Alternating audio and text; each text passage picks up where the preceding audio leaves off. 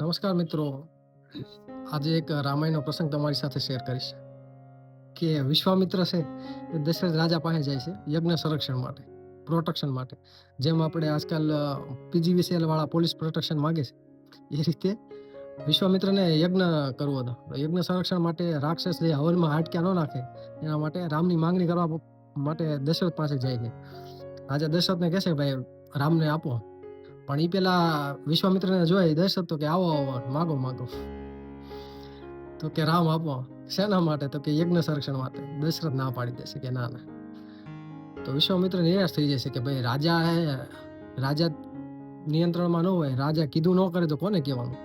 ત્યારે અયોધ્યાની અંદર રાજા જે રાજ સત્તા છે એ નથી, એક સર્વોપરી સંસ્થા હતી.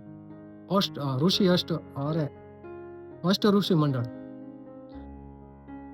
તો એ ગયા વશિષ્ઠ પાસે કે ભાઈ અમને તો રાજા રંજાડે, ક્યાં જવું અમારે? વશિષ્ઠ કે શું થયું? તો કે ભાઈ અમારે યજ્ઞ સંરક્ષણ માટે રામને જોતા હતા ને આપવાની ના પાડે.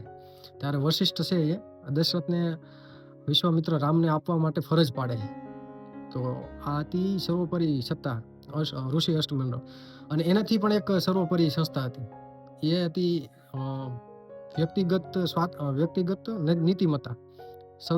રામ રાજ્યની અંદર સૌથી સર્વોપરી ગણાતી કે અષ્ટમંડળ છે, ઋષિ અષ્ટમંડળ કીધામાં ન હોય તો એના ઉપર એક સર્વોપરી સત્તા જેને વ્યક્તિગત નીતિમત્તા કહેવામાં આવે છે, એ સર્વોપરી હતી. તો અમાત્ય સંસ્થા, પછી રાજસત્તા, એની ઉપર અષ્ટ ઋષિ મંડળ, અને એની ઉપર નીતિમત્તા, વ્યક્તિગત નીતિમત્તા કે વ્યક્તિ પોતે, જેમાં અત્યારે આ સ્વાધ્યાયવાળાનો એ કોન્સેપ્ટ છે એ મને ગમે છે.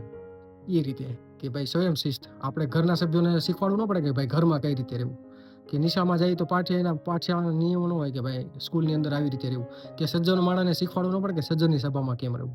અલિખિત બંધારણ ટાઈપ, ટૂંકમાં આજે હાલનું ઇંગ્લેન્ડમાં છે. જો ભાઈ ઇંગ્લેન્ડમાં અત્યારે અલિખિત બંધારણ શક્ય હોય તો આ તો રામાયણ વખતની વાત છે.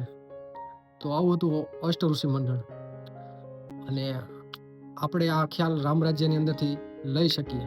તો આ લોકો રામ રાજ્ય જે ઝંખના છે એ શા માટે છે?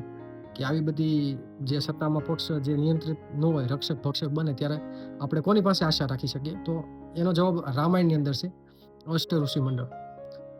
તો આ એક નાનકડો રામાયણનો પ્રસંગ હતો જે તમારી સાથે શેર કરવાનું મન થયું છે. અને જો આ વિડીયો તમને પસંદ આવ્યો તો લાઈક, સબસ્ક્રાઈબ કરો અને શેર કરો.